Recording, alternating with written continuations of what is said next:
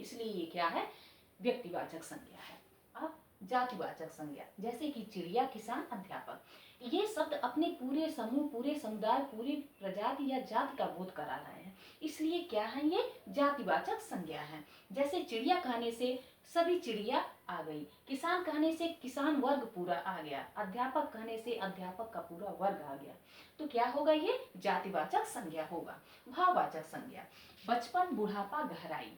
बचपन क्या है, एक अवस्था है। बुढ़ापा क्या है, एक अवस्था है। गहराई क्या है, गहराई क्या है, एक भाव है, एक भाव है। गहरा, उथला, ये सब क्या है, एक भाव को व्यक्त कर रहा है, इसलिए क्या है, ये भाववाचक संज्ञा है।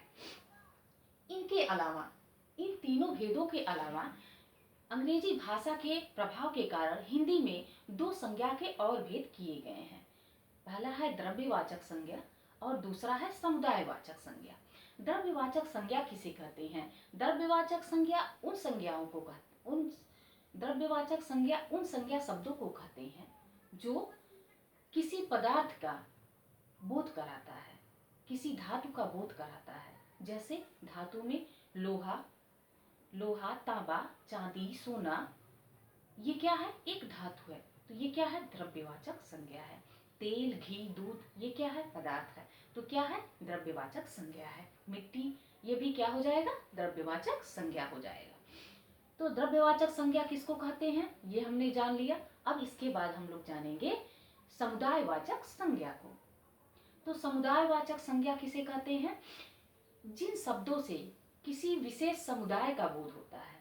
किसी विशेष समुदाय मतलब भीड़, आदमियों का भीड़ है, मतलब एक समूह है, एक समुदाय है, कुछ लोग इकट्ठा हुए हैं, तो क्या हुआ है, भीड़ हुआ है, तो क्या होगा, समुदायवाचक संज्ञा होगा। उसके बाद कक्षा में छात्र छात्राएं होते हैं, एक समूह होता है, इसलिए यहाँ पे भी क्या हो जाएगा, समुदायवाचक संज्ञा हो जाएगा। इसके अलावा झुंड, पक्षियों का क्या होता है, झुंड होता है। कुछ पक्षी होते हैं जो कि झुंड बनाए रहते हैं, उसमें एक से अधिक होते हैं, कई लोगों से मिलके ही तो पक्षियों का झुंड बना, कई पक्षी मिलके झुंड बनाए हैं, तो क्या होगा, समुदायवाचक संज्ञा होगा। तो हमने जाना कि संज्ञा किसे कहते हैं, संज्ञा के कितने भेद हैं और उन भेदों को कैसे हम पहचानते हैं, और अंग्रेजी भाषा के प्रभाव के कारण संज्ञा के और दो अन्य भेद कौन कौन से हैं और उनको कैसे हम पहचानते हैं। तो उम्मीद है आप लोगों को संज्ञा अच्छे से समझ में आ गया होगा। नेक्स्ट चैप्टर हम लोग नेक्स्ट डे पढ़ेंगे, तब तक के लिए धन्यवाद।